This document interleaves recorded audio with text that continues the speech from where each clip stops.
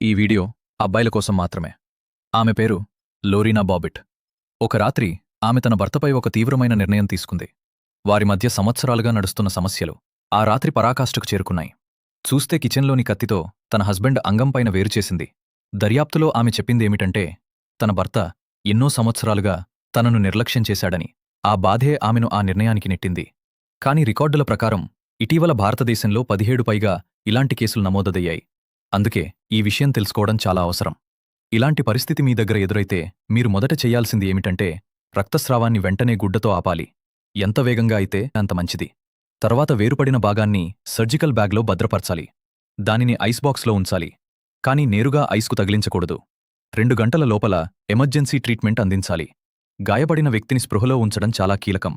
సజ్జన్ల అభిప్రాయం ప్రకారం ఈ స్టెప్స్ సరిగ్గా పాటిస్తే 90% బ్రతికే అవకాశాలుంటాయి. మన వీడియోస్ చాలామంది చూస్తున్నారు. కానీ 99% మంది సబ్స్క్రైబ్ చేసుకోవట్లేదు. ఒక్కసారి సబ్స్క్రైబ్ చేసుకోండి బ్రదర్.